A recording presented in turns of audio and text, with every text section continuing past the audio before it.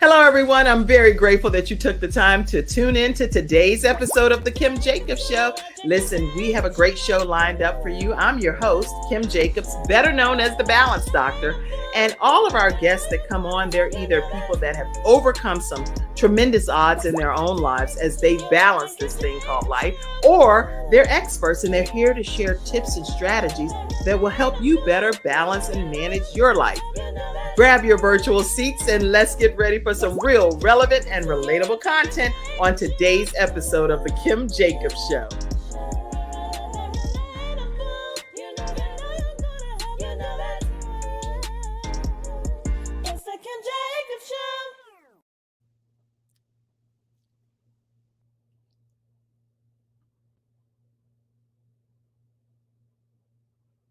Hello, everyone, and welcome to this episode of The Kim Jacobs Show. I am so honored to have with us today Jacquelyne Samuels and Katherine Lawrence. How are you ladies today?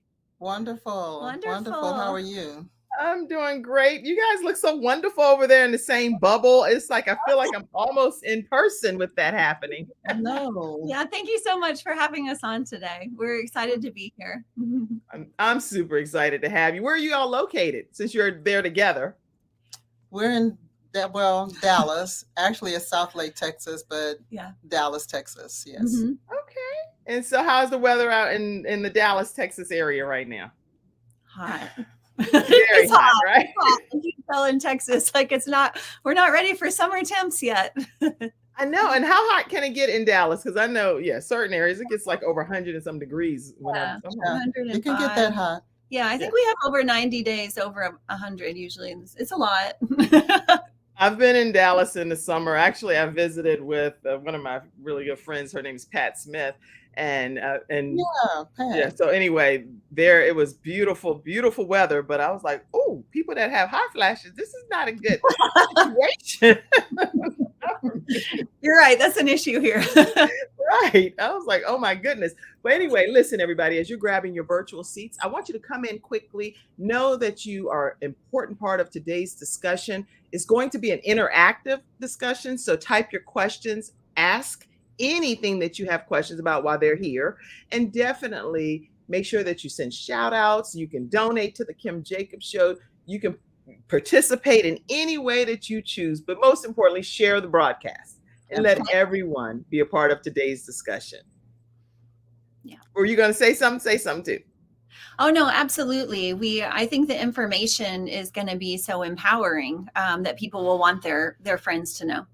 Mm-hmm. Yes. And as you can see, we have two women here, one African-American, one Caucasian, but both nutritionists. And they've come together to create an amazing nutrition program that is being taught in multiple countries. And now it's even been more expanded today because this is a part of CTR Media Network, which streams in 100 countries and 350 million households as well. So it's going even broader today.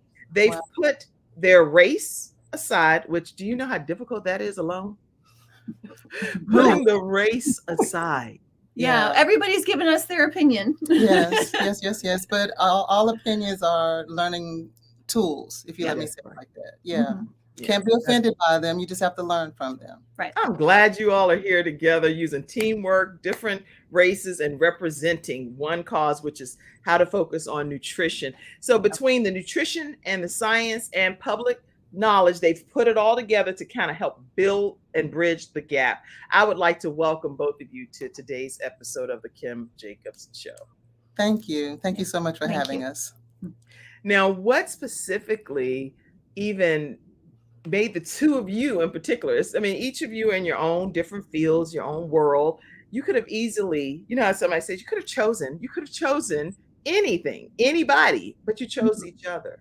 I would love to hear what caused the two of you to embark on this journey together.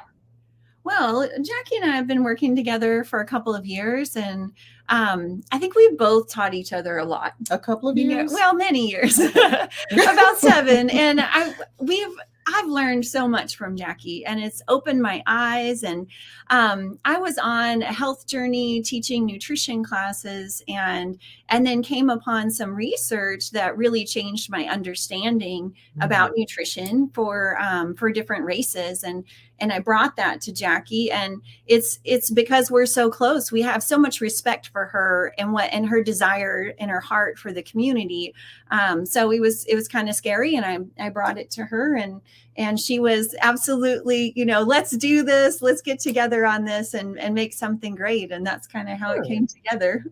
Your version. What's your version of the story, Jackie? Because everybody have their version. It's kind of like marriage. You'd be like, that's not how we met. No, that's not. But Kim, what she said is accurate. But what's so funny is that I said yes, not knowing what I was saying yes to.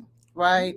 My yes to Katherine was predicated is predicated on my trust in her and my belief in what she does. Right. But I had absolutely no idea what I was about to walk into. And if I tell you that, even saying that I wouldn't take anything, the old saying say, I won't take nothing for my journey.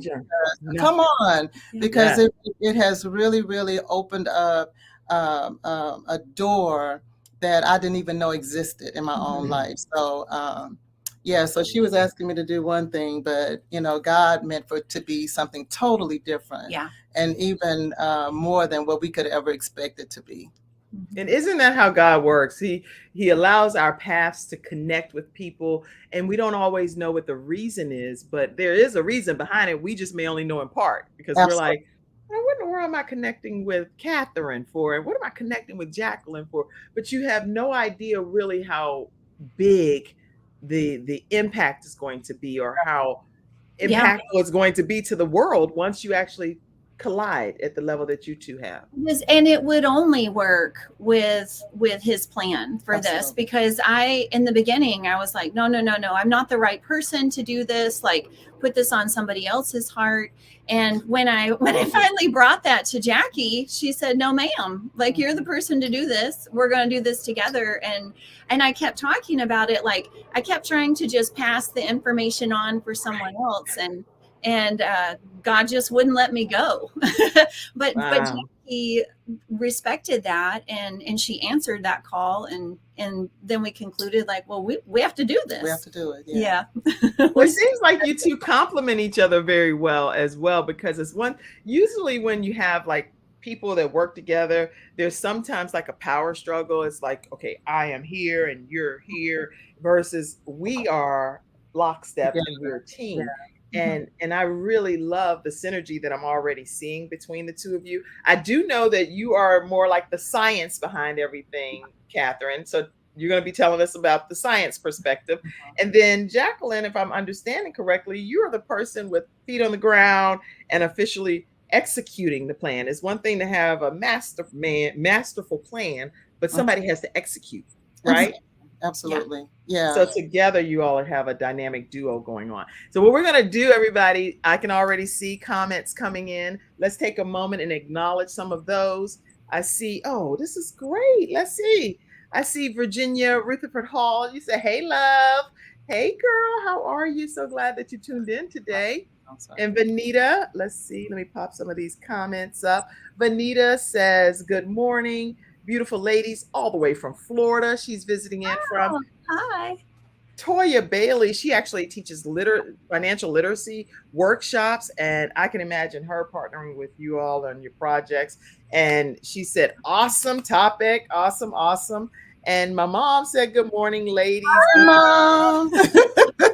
Hey, in advance, Mom. Happy Mother's Day in advance. Okay. Let's see. Cynthia Lennox said hello and good morning as well. So glad to have you all, and you all keep your comments coming. If you do want to pop on the screen, say you want to come in as a guest and you want to join today's broadcast and the discussion directly with these powerful women, you can just copy and paste this link that I just put in the comment section. It'll bring you into our discussion. Okay. Excellent. All right. So we are going to take a quick commercial break. And when we come back, we're going to hear more from Jacquelyne and Katherine. When we come back, Jackie and Katherine, what I want us to talk about is the state of health in the African American community. So whichever one of you will talk about that, that's kind of what I want to talk about. We'll be right back. When someone has lost a loved one, they want to know what exactly happened. They want to know, is the other person going to be held responsible? And they want closure. At Hunter and Everett, we help clients that have lost a loved one move on, and to do that with dignity and respect that they deserve.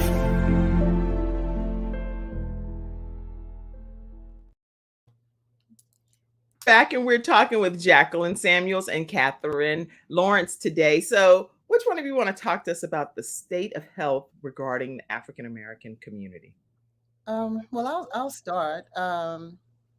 First of all, we know that the number one disease that's plaguing our community is heart disease. Yes, heart disease. That incorporates the high blood pressure, strokes. We know that cancer is an issue. Diabetes. Oh my God, diabetes. Alzheimer's. Do we just want to go down the entire list? Yes. And what's so sad, Kim, is that I believe there is a false sense of thinking that we're supposed to have to deal with these diseases as we age. That's a myth, everybody. It's a myth, and it's a lie. How about that? It's a lie. Yeah. But it's something that we have basically connected with, because in our communities, as we grow older, we've seen it in our families. And so there's this expectation, that we're going to have to deal with it one day, right? What I so appreciate, and I hope you don't mind me referencing God a whole lot, because you can reference God all you want on this show, please. Well, thank you so much. And I'll put everything down. I'm about to get comfortable. No? Relax, sweetie. But I believe that false sense of thought, I think that God has really taken and just turned that upside down as well, because now these same diseases are plaguing us as young African American men and women, and so we have to take our heads out of the sand, but we also have to know that these things can be prevented and they can be reversed if we take the actions that we need to take, right? I believe 1,400 people die on average daily in this country from heart disease alone. In our classes, and I just want to get a little personal, heart disease is what kept my father from living healthy before he died. The same was for his father. And I was thinking this morning on my way, I was like, I always reference my father and my grandfather, but it attacked my dad's brother. He died from a massive heart attack. My mother's brother, he died from a massive heart attack. My grandmother died from a massive heart attack. Come on through. Yeah. And so, and they were relatively young, they were relatively young. And so we have to step back and ask ourselves some hard questions. Is it something that I'm doing? Or more importantly, is it something that I'm not doing that's aiding and abetting this disease that has no place? Because it is not a part of the promise. And that we can't just keep saying I'm standing on the promises. You got to move your feet. You just can't stand. Walk on the promises. Walk on the land. Get some steps in and all of that good stuff. Right? Absolutely. Absolutely. We can protect our hearts. Go ahead. Yeah. So that was one of the reasons why I wanted to do this with Katherine. But it's also become, and I'm going to use the word burden, but guys, I don't want you to, because burden, at first thought, we'll think of it as something that we don't want to do. But this has become a burden on my heart, because it's also the hardest thing to do is to talk to my community, okay? And I'm just going to reference it because this is something that's needed for all communities. But since we're talking about the African American nutrition, it's hard because it connects us. Food connects us. That's a part of our culture. Soul food. It's a part of our culture. It's a part of our heritage. It's what we look forward to getting together and doing cookouts and soul food events. So it's a part of what happens. Yeah. Right. So if someone comes along and says, you know what, you need to make some changes in this thing that you're so connected to, then it's almost received as, oh, so you want to eradicate my culture? Right. You know, you want to disconnect me from something that I've been connected to all of my life. Right. Get out of here, right? So It's like that's not going to happen. is not Right. going to happen. Absolutely. Or I'm going to die of something.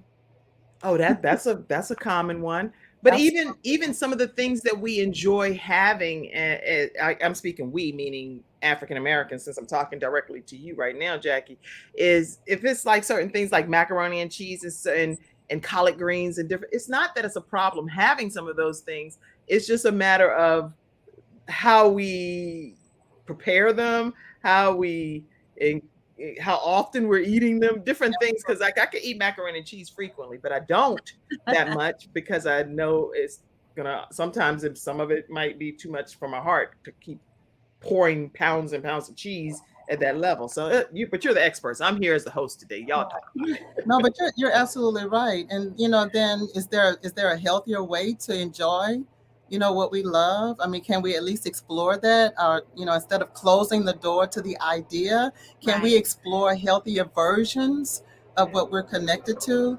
You know, am I going to let my taste buds rule my health? Well, okay, I do need to stop you for 1 second because I am guilty of this, and you all put it in the comments section if you do this. If I go to a restaurant and they have macaroni and cheese on the menu, I always ask the server, is it like grandma's baked macaroni and cheese with the orange cheese, not with the milk and the, I don't know, whatever other kind of cheese they're Parmesan. That's not what I'm talking about. Right, Yeah. the good stuff, right. Yeah. Is anybody else guilty of that? Please put it in the comments section because I am. Yeah. You want to chime in on that? Sure. Well, I mean, for starters, I'm originally from Louisiana, so I have a strong appreciation of all of these traditional soul foods because I grew up eating many of them. And I do want to clarify the nutrition and health is a problem across the board in our country. And because I saw someone ask, is that due to our nutrition? It's everyone's.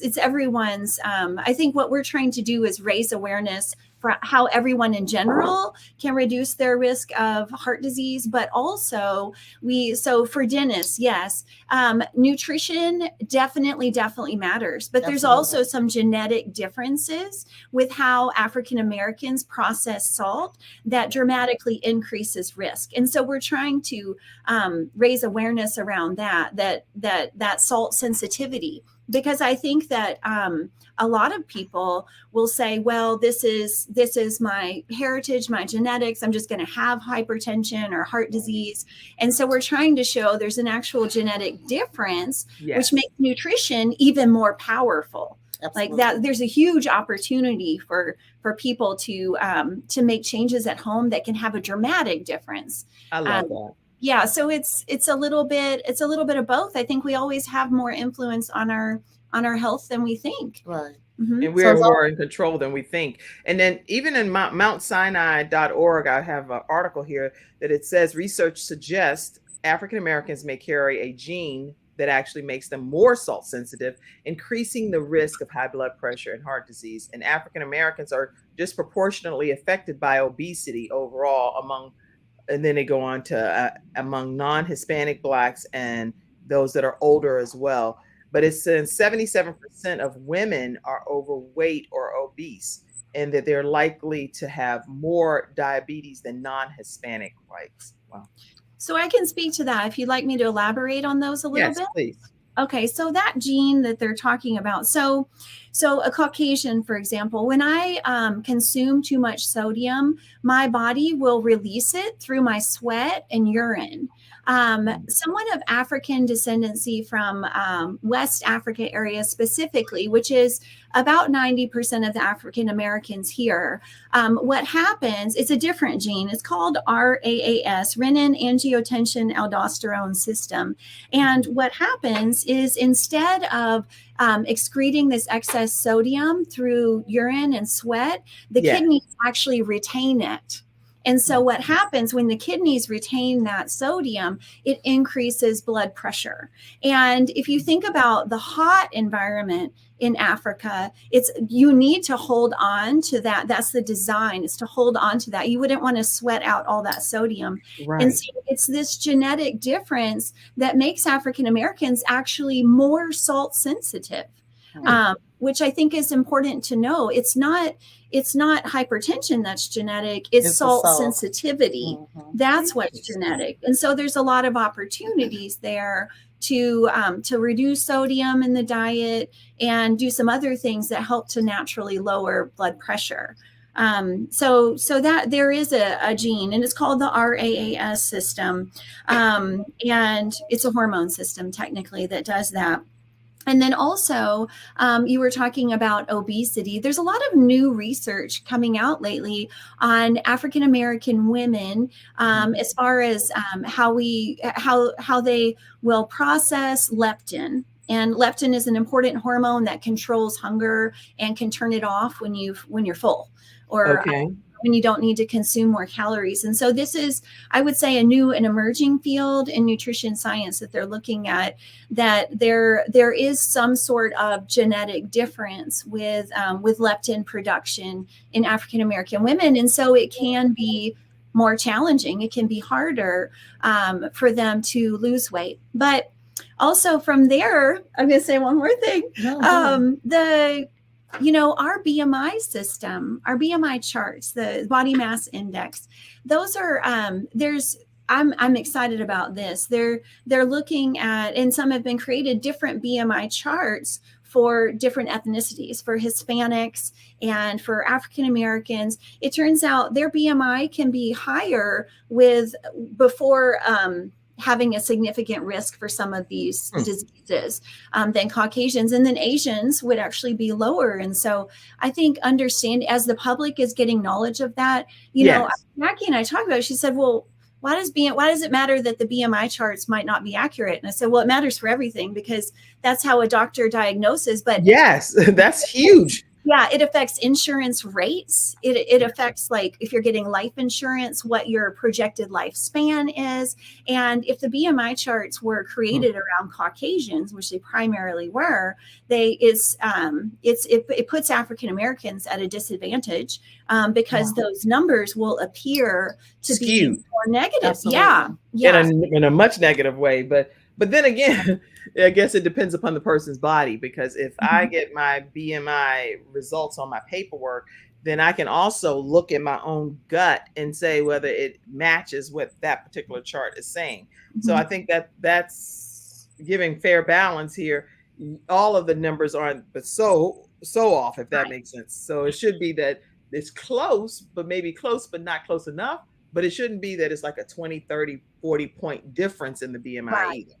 Right. And that means it's just a problem for that person, regardless of what's happening. Yeah. And it can still be a problem. And so that's where the leptin issue comes in, of whether it's even harder to achieve a healthier weight. But African Americans have a different body structure than Caucasians. They have higher bone density, higher skeletal weight. And this is a blessing. When we go through menopause, what troubles Caucasian women is low bone density. And Jackie will probably not have to worry about that, because she had higher skeletal weight and bone density to begin with. So it doesn't plague African Americans like it does Caucasians. And so just understanding our physical our physical differences, I think goes a long way to creating change in the medical community too. I think that's very enlightening. And I was looking here online, and it's saying that this hormone is released, the leptin is released from fat cells into adipose tissues, and it signals the brain in particular to an area that but it still doesn't affect necessarily the food intake from a meal, but instead it acts as a way to alter the food intake based on everything what you're saying here, which broke it down nicely.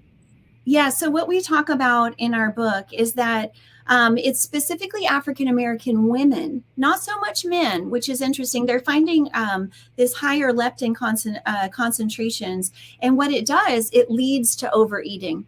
It triggers hunger. And then it leads to excess fat storage when she does eat. And what that means is that the brain receptors are becoming resistant to it, and they can't quite figure out why, but there is an acknowledgement that African American women specifically do have this difference, and so they need more tools and more ideas on how to achieve a healthy weight. Because you're right, it is important to be close to that range.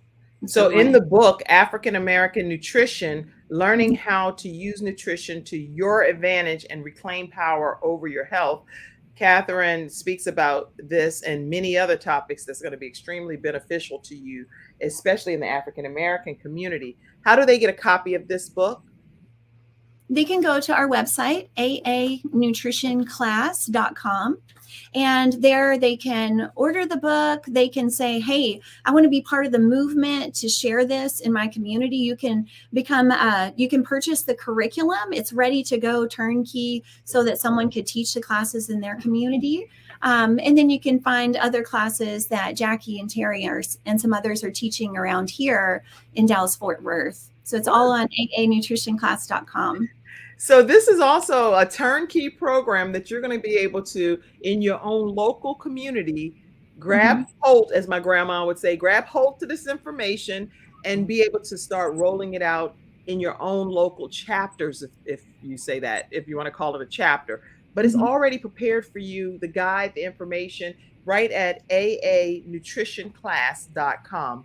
So if you're hearing this information and you think it'll be beneficial to your local area, definitely visit that and learn how you can become certified through their program. This is excellent. Absolutely. Excellent information. Yeah. We're all about getting the information to the people. You know, if the people won't come to you, go to the people. Yeah, I'm excited about what I'm hearing now. Jackie, when we come back, I'd love to hear from you about how is it that you, with this particular mission, what did it do for you personally? Because it's one thing to be asked to do a project, take it on, embrace it, and then start rolling it out. But that's more like a remote job type of thing or whatever. It's a project. But you took it on at a different level and it impacted you personally. So when we come back right after this commercial break, hearing from Silver Shield Security, then we're going to learn more about Jackie's personal journey. We'll be right back. I have peace of mind with Silver Shield Security, which has been protecting my family and home, along with servicing the Carolinas for over a decade. Silver Shield Security knows the importance of convenience and safety. Whether you live in an apartment, a home, or run a business, they are here to protect you from unwanted intrusions and fires. Call now at 704-440-4688 or visit the website at www.silvershield-security.com. You can use my promo code #ToneX and get 1/2 off your installation price. Don't forget to ask about the new no money down options. Let Silver Shield Security help to give you peace of mind, just like me and my family, and keep your business safe. All right, everyone, we're back and we are talking with Jacquelyne Samuels and Katherine Lawrence about the importance of nutrition, especially these free resources that are available to the African American community. So Jacquelyne, talk to us about your personal journey and how this impacted you. Oh, how much time do we have, Kim? We got plenty. So go ahead and say some stuff. So I think I mentioned earlier that in my own personal life, heart disease and high blood pressure is a major issue on both sides of my family, maternal and paternal, right? So of course, I just had this false sense that, you know, this is just something that we're supposed to live with, right? Right. At the age of 40, and this is another thing, guys, be careful what you allow to enter your ear gates, okay? Because sometimes it will catapult you in a direction that wasn't meant for you to take. And what I mean by that, in my 20s, I was told to expect everything to start breaking down at 30, right? And at age 29, I cried. It was a horrible age for me because I knew it was the last of my 20s.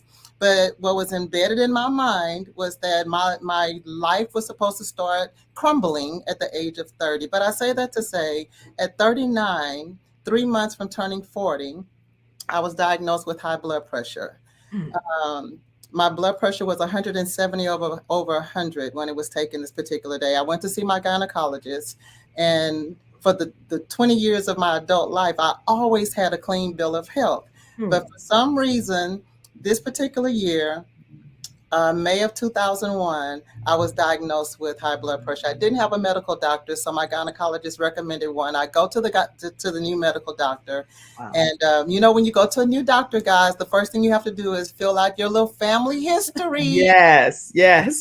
So I had to answer the questions, and pretty much everybody in my family had high blood pressure, from parents to grandparents, siblings, cousins, the whole gamut. Right. So when the doctor finally came into the room to see me, she just looked at the paperwork and she says, "Okay, I'm going to write you this prescription." I'm like, "Ma'am, where is the blood pressure cup? Can you please take my blood pressure?" But Again. right. Well, see, her nurse did it, right? But Mhm. I guess she was just going off of that. So she gave me a prescription. Kim, I threw the prescription away before I left the office. Okay, I was just righteously indignant. I'm not dealing with this. doing it. I'm not taking any medication. Do not receive this. Right. So, but in my defense, I knew I had to do something different. So I came completely out of fast foods. I started exercising, which I hate, and hate is a strong emotion, but I mean it with every fiber of my being. I hate to exercise, but I committed to walking. I said, I'm going to walk 6 miles a week, whether I do it all in one day or in the 7 days, but I committed to that. I did not go back to see my doctor, my gynecologist, until a year later. Okay. I thought I was at my healthiest weight. I'd gone down a couple of dress sizes at that particular time, and I get there, they check my blood pressure. I'm 170 over 100. Ah. Yeah. Now So I knew that threw you off, because you knew you were doing everything right. I knew it, right. Oh. And so, but I did my research, and the word blood is in blood pressure, and they're going to try to tell me that I have high blood pressure because my daddy had it, and it's not even in the blood, and I was just going off. And my doctor, she sat there patiently and she said, "Jackie, you're right. It's not a blood disease." No. She says, "But it is a genetic disease." Mm. When taken out of my cell, I waved my white flag. I said, "Okay, give me the prescription. I'll start taking it." I thought I had no choice, right? Right. One pill at one level, they increased the dosage of that one pill after a few months, and then that increased dosage turned into a second pill after another few months. The blood pressure would not come down. I was on my way to a third pill, and then I had an epiphany. It's a gene. It's a gene. Where was it for 40 years? I didn't eat it. Right. It was a part of my genetic makeup when I was in my mama's womb. Right. So where was it for 40 years? And I thought, Jackie, something about your actions, your lifestyle, and your eating habits gave life to something that had always been inside of you. Yeah. If that's true, and I believe it to be, if it's true, then something about my lifestyle and my eating habits can put that baby back to sleep. Mm-hmm. I can't get rid of the gene, Kim. That's good. You preaching right there now, Jackie. I can't get rid of the control that gene had on my life. So good point. Fast forward some years. I went to have my colonoscopy this past September the 13th. I feel like the Temptations. You know that song? It was a day in September. Yeah. That day you'll always remember. Always. Now I'm going to remember your colonoscopy date. But it was September 13th. And I'm sitting there, and the young man comes and he takes my blood pressure. And I always brag that my blood pressure is truly the silent killer, because I never had symptoms of it. Right. So it was asymptomatic, which doesn't. Absolutely. So he takes my blood pressure, and at that particular time, it was 185 over 115. Okay. I know. That's a lot. Kim, that's dangerous. You're near death. I mean, you don't know what's going to happen at that point. And to this moment, I don't know why I didn't say, "Listen, let's do this another day." But I clearly thought they would have said, "Let's do this another day," but they didn't. So you still went forward with the colonoscopy? Still went forward, but can I tell you that I started making phone calls. Do you have my sister's number? Mhm. If something happens to me, please get it. I didn't know if I was going to come out of that procedure alive, Right, right? right. So I did, praise God, I did. I called Katherine on that day and I told her what was going on. And she says, Jackie, she says, the medication is not going to help you. She says, you're going, she said, will you not go out to eat for 2 weeks? Oh, I could do that because I didn't really eat out that much anyway. Right. Eating is not my thing. It's That eating. wasn't the problem for you. It wasn't the problem. It was, Right. but eating more of the good stuff was the problem. Okay. I wasn't doing that enough, right? And that goes back to training our minds and having coaches and people helping us along that process to just think differently. Absolutely. Absolutely. But Kim, guys, can I tell you that I went to bed every night for weeks, not knowing if I was going to wake up the next morning. My rested blood pressure for weeks. And I started taking the medication. I'm like, you know what, Katie, I know what she said, but I'm taking this medication because I need this stuff to come down, right? I need, right, because you're nervous. Right. Right. But my rested blood pressure for weeks was 170 over 100. And I know that's the magic number, but that's my number. It just stayed there. Right. Then I finally, on January the 28th, I decided, you know what, Jackie, you need to just go in full force on more plant foods. Okay. Right. I have a Cajun background. My mother grew up and was raised in southern Louisiana, and then I have the soul food background. So my father was northern Louisiana. So food and lots of it, and meats and butter and just all that stuff, right? All that good, cheese, all that, the stuff that just makes me really think about home, right? That's an innate part of me. But at this point, it's like my back is against the wall, and when you don't know if you're going to wake up, when you don't know if do something different, you have to make a change. And so I decided, you know what, I am going to just go full force on more plants in my diet. And now when I say something like that, Kim, the first thing someone will say to me is that, are you telling me that I'm going to have to give up everything that I love? Are you trying to change my life?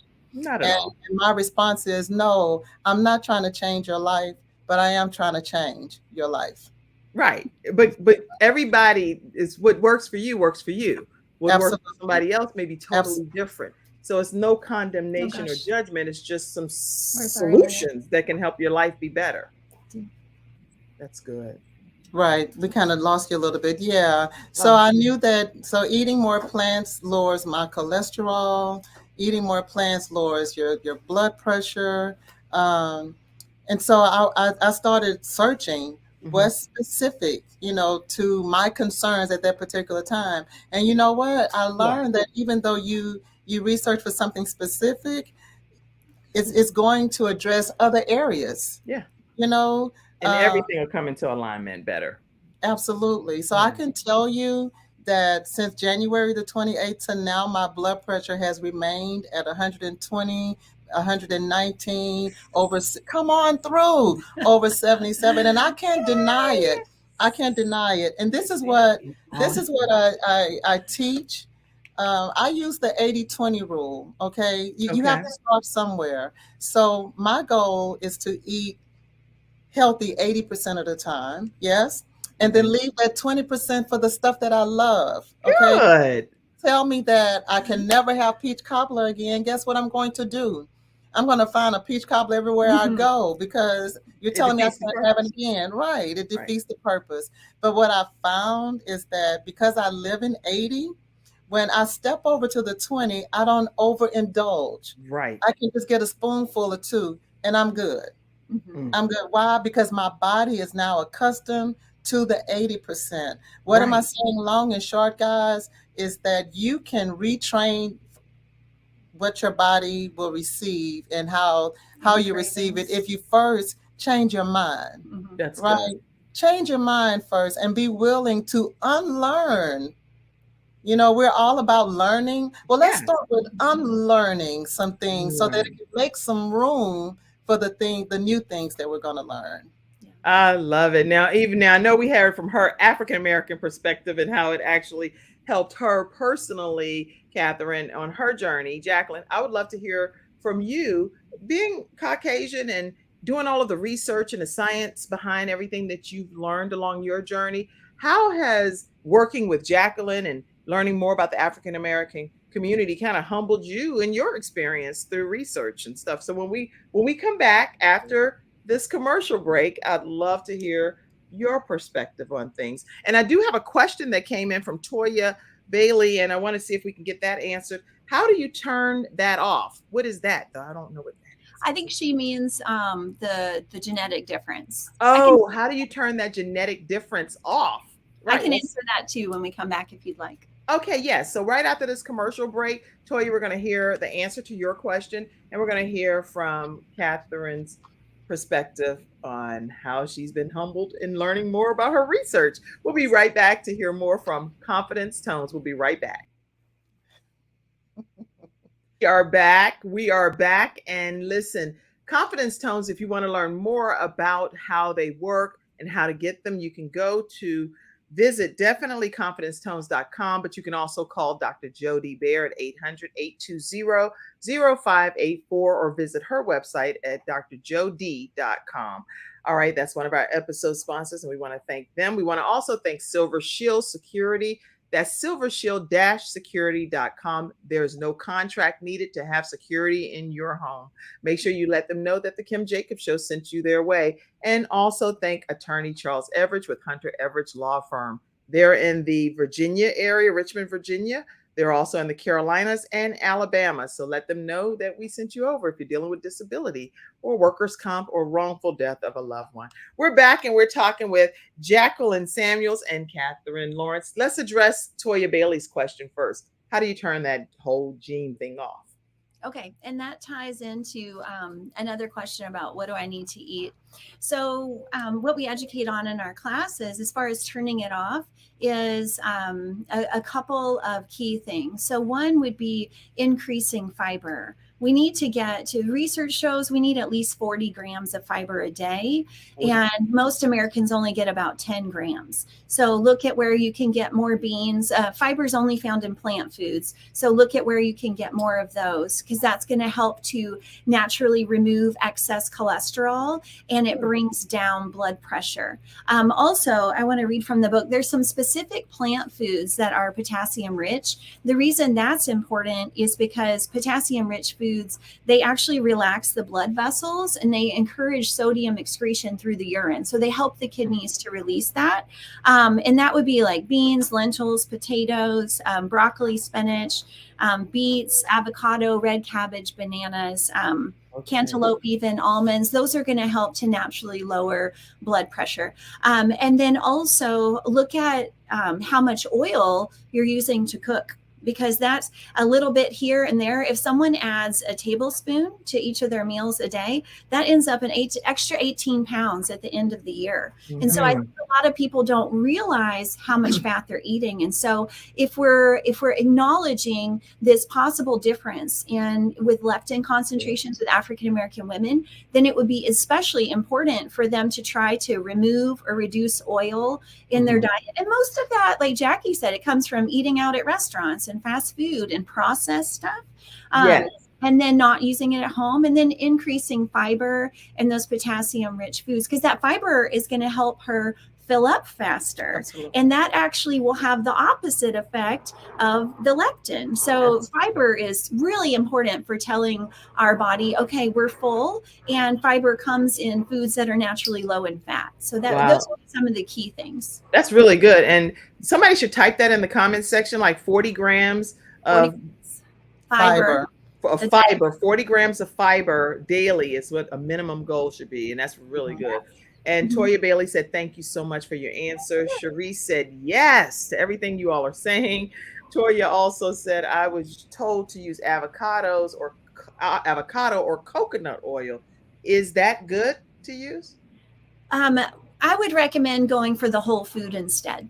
Instead of avocado oil, that's just 100% fat, I would go for the avocado. So you get the fiber and protein, most of the nutrients in a plant food are attached to that fiber. So anytime the fiber is removed, like to make a juice or something, Mhm. you're losing a lot of the nutrients. So I wouldn't, my preference would be for you not to add any oil if this is something you're struggling with, and just get the avocado so you get more fiber, and really, That's really great. focus on beans. Mhm. Oh my goodness. Okay. And Vanita said, what are the best things to eat and drink to help control high blood pressure?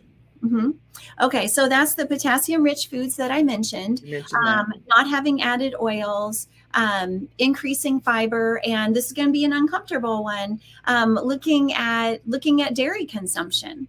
There are. Now you don't went too far. You don't went too far. I got to have ice cream. Put on your seatbelt, everybody. Put on your seatbelt. I was like, see, we were smooth sailing. We were doing good. Like, don't leave us. Stay with us. Stay with us. Okay, go ahead. Now you done mess with my ice cream. Go ahead, Katherine. Okay, And your so macaroni and cheese. All of it. I love mac and cheese. I just make it. We have a healthier version in this book. Okay, good. Get the book, y'all. Get the book. Just looking at it though, because it's got cholesterol, it has saturated fat, especially when you get into the concentrated forms like cheese and ice cream. Right. But also it comes with a lot of hormones, and it changes our hormones. One of my passions is cancer. African American women have an astronomically high mortality rate from especially uterine cancers, like reproductive cancers, breast, uterine, ovarian, very, very high mortality rate, which is devastating. And these are all linked to dairy consumption and saturated fat and lack of fiber. So what one of your guests mentioned earlier, doing one thing to address the high blood pressure will also benefit us in a lot of other ways. That's good. Absolutely. Yeah. You should tell the story about the cow's milk. About the The cow. cow. I don't know if And Habits for Health said, this is awesome, great health information. And Dennis said, so conditioning over time may build up a tolerance within the system, or would it be better to choose a substance? I was in the middle of reading that. I don't know where it went. Okay. Choice to substitute salt in general. it would be a better choice to try to, the majority of salt in the diet comes from eating out and processed foods. So if you can minimize those, you'll see a big difference. And I'm talking 5 to 6 times more sodium than you would make in that exact same meal at home. So cooking at home would be a really big influence, but also anytime you can minimize salt. And if you're freezing food, the flavor of salt dies in the freezer, but the sodium doesn't. And so if you're right, so if I didn't know that. So that's why that? These TV dinners, they're so high in sodium because they've got to add about 3 or 4 times as much as they need so that some survives the freeze. And then what happens, Kim? And then it's bland, so we put more salt on it. Yeah. So if you're meal prepping, cooking ahead, you don't want to salt your food before you freeze it. Anything that you can cook at home, or just using whole foods, you're not going to get all this processing where sodium is added. Preferably, as Jackie mentioned, your taste buds change, your cravings change. And so you'll see, and that Jackie has noticed this, we've talked about it, as she's reduced her sodium intake, her sensitivity to salt is so much stronger. So it doesn't take as much salt to taste salty to her. And that's the ultimate goal, to really enjoy the food. So you've got to give your taste buds a couple weeks to change. And you won't need as much salt to enjoy it. Okay, 2 things. Tell the cow story and tell how all of this has impacted your research. Go ahead. Please tell the cow story. Please tell the cow story. Jacquelyne wants us to hear. Are you talking about like the morphine and the addiction? Yeah. Oh, okay. Eating his hormones. Oh, okay. So where does milk come from? It comes from a lactating mammal, right? Right. As women, we can only produce breast milk when we're pregnant or we just had a baby. Right. And just think about our own experience. When a woman is pregnant, she's swimming in estrogen, right? Correct. It's so much of it. And so it comes out in our milk. Same thing happens with a cow swimming in estrogen because it just had a baby or is still pregnant. And so we're getting massive amounts of estrogen. Right. And then this thing comes. And so what happens is that we eat this reproductive excretion from a different mammal. And so we're getting all of this estrogen. And most, oh my gosh. What's happening? On? Okay, sorry about that. Our screen went blank. And most Okay, I'm like, what's going on? But I was just going to go to commercial break, so no big deal. Okay. Most American women have way too much. We're in estrogen dominance, and this is all of our reproductive issues, fibroids, cysts, PCO, all that, infertility, everything. And so when what comes out in that breast milk is called casomorphine, and it's because when we have a baby, without formula before those days, the only way that baby survives is if it latches, right? Same thing with a cow. And so we all produce this little bit of morphine that makes the baby high when it comes to the breast. And so I find people have the strongest reaction when we talk about maybe reducing cheese, because it's a concentrated source of this casomorphine. Like, we get a little bit high when we eat it. And because that's what makes the baby cow come to the mother to nurse. It's the same with our design. So if we think about dairy products, it's way too many hormones, plus the hormones are already given, the growth hormones, and that affects how our body performs. And about 80% of African Americans are actually lactose intolerant, and they don't recognize it. They don't recognize the symptoms, the GI discomfort that comes with eat dairy. No, you know what? Now, seriously, if you know you black, I'm probably shouldn't say, but it's kind of a silly joke. But you're African American when you consider dairy as your colon cleanse. Oh, your colon cleanse? Oh my God! Yeah, because it sends you to the bathroom. Because you said actually, pay me no mind. Go ahead, guys. But it's because sometimes, a lot of times, because of the lactose intolerance, right? Yeah. Then some Africans. I'm not talking about some other people. I'm just talking about me. Okay. Sometimes, whenever I eat ice cream, I'm not talking about you guys. This is Kim Jacobs, my own personal thing. Okay. Put up the comment, Mackenzie. The views expressed are the views expressed by me individually or by my individual guests, but not necessarily reflective of the show and that we're doing any medical information or anything like that. But I'm just saying, seriously, if I eat some ice cream sometimes, then I may find that I'm going to the restroom and I'm like, oh, well, in a way, I try to justify and say, hey, it actually helped me get some things out of my system. Yeah, that's a sign of your body not being able to process that very well. Yeah. Okay, let's keep it focused. What about the research? Go ahead. I'm doing too much. You asked earlier what had humbled me with this. So I'll say in the beginning, I've been teaching nutrition for 15 years now, and I think that I had some naivety and ignorance. I assumed that all nutrition research and recommendations applies to everybody. So I was going through a refresher program with Stanford, and I saw this little tiny footnote about, it was like tiny asterisks, vitamin D recommendations would be different for African Americans. And I thought, this is the first time I've seen this ever. And I started digging into it. And then I was learning about cancer rates and blood pressure differences. And it opened my eyes to so much. I realized that, one, I had made assumptions that nutrition is the same for everybody. And the common threads are the same, but different things are more effective for different cultures. But also, I recognize this glaring lack of nutrition research on the African American community. There's just not enough research to support these differences and exploring those. And so that was humbling to me. And then I really understood what I think for the first time, you can read about it, but I really had to get into the science and I understood how there's institutional racism in the medical community, and it's not always intentional. I'm not saying that. I'm saying differences, a lack of understanding. Like, I want to give you two examples if I can. Blood pressure medication should be prescribed differently for African Americans, we know, than for a Caucasian. And many doctors are not aware of this. And they're prescribing like the same type of blood pressure protocol. But we know that African Americans, they respond better to diuretic type water pills. And also calcium channel blockers are more effective for that community than for Asians or Caucasians, for example. So that was one difference. Another one is, do all OBGYNs know that African American women have a shorter cervical length?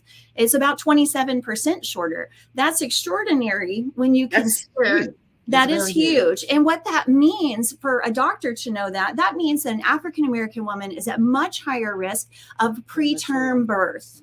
And what Yeah. happens with premature babies? The lungs are the last thing to develop. And so Yeah. what cascades down from there? Higher rates of asthma, higher rates of SIDS, astronomically higher rates of lung cancer later, even though smoking rates are dropping. And so this all can stem from a woman's cervical length. And so That's I so think important. I think it opened my eyes to how in depth this goes, and I could go on about BMI and things like that, and how many changes need to be made, but along with research specific to this community. And I thought to myself, does Jackie know? Does Jackie know that her risk of cervical cancer is 9 times higher than mine? Does Terry know? I didn't know that. Did Yeah. you know it, Jacquelyne? I did not until recently. Not until she tells you. I'm so Right. grateful you're here. It sent me on a personal mission. Does Terry know about blood pressure and how maybe she needs to be more careful with salt than I do? And all these women that I know and love and care about, this information they didn't know, which tells me their doctors might not have known. And where I've learned from Jackie that a lot of health information in the African American community comes through the church. Right. And that's a huge part of education on health. And so maybe this is something that we need to get into the churches to empower men and women. Absolutely. But there are specific risks for African American women that are very, very concerning, and I think need a lot more attention. Wow. Mm-hmm. Okay. Well, this is so enlightening. Everything that you all are sharing here today. I want to pop this QR code up and tell them when you scan the QR code, what's going to be the information that they'll get, Jack. So that you'll get contact information from me. So I am a certified nutritionist. I am available to teach these classes locally, and I'm even willing, with some conversation, to travel to other areas. Mm-hmm. Yeah. So if you would like to bring this class, and maybe you just want me to come in and help you get it started so that you can teach it in your own communities, then I'm available to do that as well. I am so excited about that. And then who are these people to you? I want to pop them up. Mama. So now you want to make me cry. So to the left of the screen, that's my grandmother. And to the right of the screen, that's my mom. Yeah. Happy Mother's Day. So my grandmother is no longer with us. She passed away from Alzheimer's in 2008. My mom is epileptic. She had aneurysm surgery back in 91.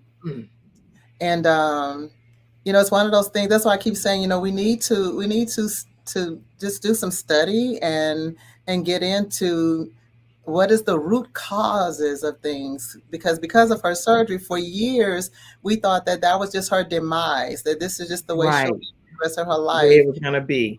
Yeah, seizures and things of that sort. But I now know that food would actually help prevent what medicine has not been able to do for decades. But can I tell you that sweet little lady right there gives me the blues about trying to eat healthy? I love her to death. But yeah, happy Mother's Day, Mom. Yeah. Well, I didn't want to end, the episodes without just putting a couple of things up here. I did see too that you've lost significant weight, Jacquelyne. And so I have found, I think, a picture. Please tell me, I may be wrong. Look at that picture of you. Go ahead. Yeah, I'm not 142 anymore, so I'm like right at 154. But yeah. That's amazing. You look amazing. Well, thank you. But I want I want everyone to know that eating healthy is not necessarily, and it shouldn't be your focus about just losing weight. Your focus should be becoming healthy. And if you focus on one thing, there's a deluge of benefits that will come along with that, right? Yeah. Because I think that if we just focus on a certain size or a certain weight, that keeps us topsy-turvy all the time. We're always up and down, and we can never get to a plateau. But if my focus is that I want to keep my blood pressure down, that I want to do the things to prevent Alzheimer's, because, there's a propensity that I have that gene, that I want to do the things that I need to do to prevent diabetes, because my paternal grandmother, she passed away with the diabetes. So she Right. called it the sugar, Kim. You heard of it, the Yeah, just sugar? a little bit of sugar. I had Mother Love on my show one time. She said she's half the size because she cut down just a little bit of the sugar. Yeah. Yes, yes, yes. Yeah. But, the biggest takeaway, everyone, is that, you just need to know that genetically you can be predisposed to it, but the control, you can't, if it has control, it's because you're giving it control. You're giving it. Wow. I'm really grateful for the information that you all are sharing here today. And I found another picture. I'm thinking that, are you a mommy to these people? I am, yeah. Before I got healthy, I was diagnosed with infertility and stage 4 reproductive disease and endometriosis. And I was told I would never have kids and I needed a hysterectomy. And thankfully I got connected with a nutritionist who started me on this journey. And these changes that Jackie and I are talking about, they'll change a lot of things in your life, not just your blood pressure, but they reversed all of my reproductive problems. And I went on to have these 3 crazy wild boys. And what a blessing they are. I was told that I would not have children as well when they removed a portion of my ovary during a cyst that had gotten so large that was the size of a grapefruit. Oh. And they took a portion of my ovary, and when I came awake, they told me I would not be able to bear children. And needless to say, I actually have become the mother of 5 amazing children. And so I have lots of gifts that came out of my body. And I'm super honored to be mom to these individuals. And one of which transitioned from this earth, but he is still smiling from heaven and with us each and every day. So yes, people can say whatever ultimately, but only God has the final stages. Yeah, so we're all on the same page for that. And speaking of transformation, this is Cystic Fibrosis Awareness Month, everyone. And 3 of my children live with this disease. They have been kicking it in the head. So one of my sponsors for this episode is one of my sons, Jeremiah Jacobs, and he helps with websites and things. And I'd love for you to check out his page. He's a digital marketer. He's an actor and an avid fisher. So JeremiahJJacobs.com is his site. My daughter, Jayla, there, she kicks cystic fibrosis in the head as well.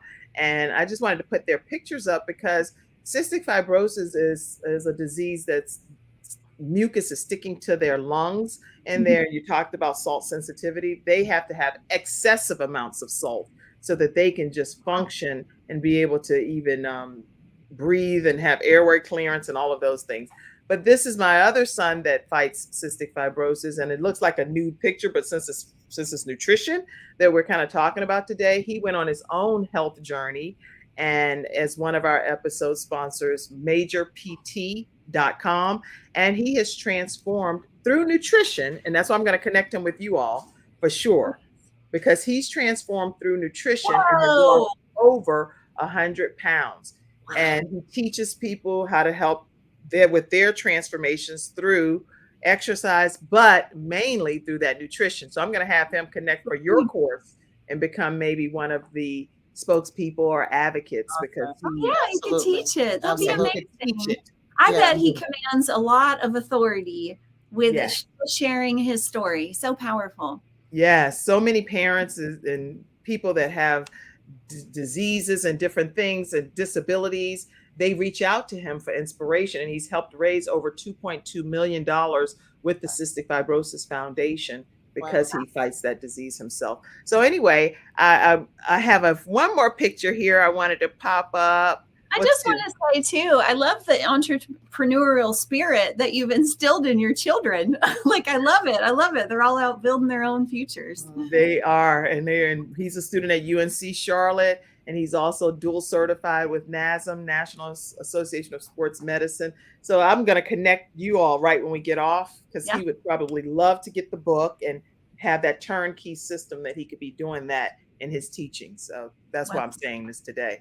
Okay. All right. I wanted to pop these 2 last pictures up too. Who is this? I hope it's somebody. That's my mom. That's Hi. You look so much like her over there. I said, this has to be really? mom. Thank you. I do want to say she's been battling Parkinson's for 20 years almost, and we've been slowing the progression of that, fighting that, and nutrition makes a big difference for her. You know, just knowing. I think just when someone realizes, oh, I can have an influence over whatever it is I'm going through, even if I can't get completely rid of it. It matters for quality of life on that journey. So thank you for showing that picture of her. I didn't know. I said, let me just see him just being a nosy talk show host over here, looking and deep diving. And then I also saw this picture. So we have 5 kids together, and this is also a boyfriend and a girlfriend. They're going to get mad. We put this up there, but these are our miracles. Without these amazing things that have happened in our life due to food, it would be we wouldn't have all these blessings. And we have 2 young adults that are ours. Cody is 23 and Courtney is 25, and it's exciting to see them making healthy choices for themselves. I think that generation, they think about food differently than we do, and they're more conscious about it and more empowered. So that's probably one of my proudest things, is that my adult kids who can choose what they eat still choose well. That's good. And I'll put this picture only because it's my mommy up here. And I said, I want to at least show my mom. Sometimes I don't get a chance to show her. And I am so honored to have my mommy here as well. She is so beautiful and so young. Is that mom right there? That's my mom. Yeah, that's my mom. I thought that one was you, the last one. Yeah, and so and then she's fun and just a great overall mom. My kids were like, Grandma, you might want to get out of that car. It's going to go fast. Wow. So, and just in getting prepared for Mother's Day, I just want to say I believe I have the best mom in the world. I'm sure we all feel that way. Absolutely. And I'm honored. All right, y'all, we have been on for a while and I've had a great time. I know it's time to close it out. I don't want to go. But how do people join this movement? Because I think it's a movement. How do they join it? Yes. They can go to aanutritionclass.com. And that's where you can find the book. But if you really want to join the movement and make a change, follow what Jackie's doing, become an instructor, get the curriculum so you can just pour into your community.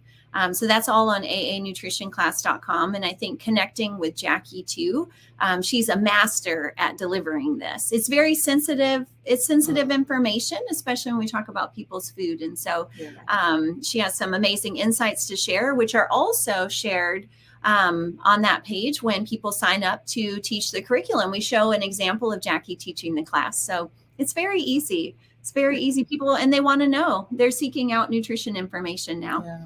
So, and you all screenshot this QR code. Let me remove this so you can get the full image.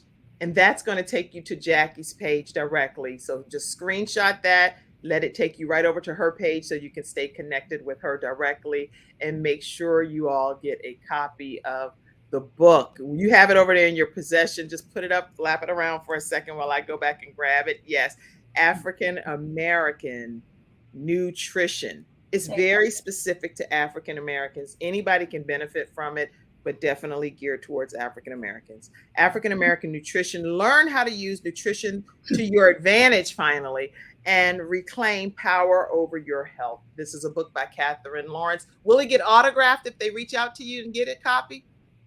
That website comes through the publisher. But if they want to message us on that website, we can just send one from us. I'm happy to autograph it, and Jackie too, of course. Yay. Well, this has been incredible. I do want to let you all know tomorrow and Friday, we have some amazing guests coming on as well. And one of which is going to be a mom of cystic fibrosis daughter. And she battles that disease. Her name is Rebecca Lewis. She will be on tomorrow to share their incredible story of how Cystic Fibrosis Awareness Month is here, but how she deals with it as a cystic fibrosis mom. I'm going to be sharing some information about me and my 3 children as well. And on Friday, a tribute to all the moms. We have a mental health specialist that's going to come on, Natasha Halliday. We have Rita Garnto, who's going to come on and share some self-care tips for you moms on how you can be a little more balanced in your life. And we have our sunshine expert, Athena Robertson. She's going to be talking about some joy that moms can experience during this Mother's Day time. So I am excited that you all took the time to be here today. You have blessed us tremendously. Thank you for having us. Yes. Yeah. And if you all enjoy programming like this, the only way we can continue to thrive. And thank you, Dr. Paulette Harper. You poured into the Kim Jacobs Show yesterday. We don't take it for granted. And any of you all that donate, it helps with the production and everything that we're doing to keep the program thriving 5 days a week, every weekday. So please make sure that you all donate to the Kim Jacobs Show. Cash App, $ Kim Jacobs Inc., PayPal.me/Kim Jacobs Inc., or you can go to Venmo at The Kim Jacobs Show and even become a Patreon member, patreon.com/The Kim Jacobs Show. We stream on iHeartRadio, Spotify, SoundCloud, all of those audio podcasts too. So that's why I like to say it out loud, since I know you're not seeing the screen. Thank you all for the information. My mom said, I believe it's going to help us a lot. This has been a great show. Thanks, Mama. Thank you, Mom. Yeah, any other comments? We're going to get ready to close out. Let's put some final comments up and we'll close out. Well, I think that all of us can use nutrition to overcome many of our genetic differences and live a vibrant and thriving life. Mm-hmm. And health is certainly a choice, guys. It's a choice, but it has not been a priority. So that's what I'd like to say. Let's make health a priority as we go about our daily lives choosing. You all should be doing this on CNN and around the world. So I'm amazed at how great this information was today. Thank you for joining us. And thank you all in the virtual studio audience and all of you in the whole world. We love you guys. Have a great day. Talk to you tomorrow at 11 a.m. Bye, everyone. Bye, everybody. Thank you for tuning in to today's episode of The Kim Jacobs Show and for being in the virtual studio audience. Your presence truly does make a difference, and I look forward to you bringing your friends and family to join you in the virtual studio audience Monday through Friday at 11 o'clock a.m. Eastern Standard Time.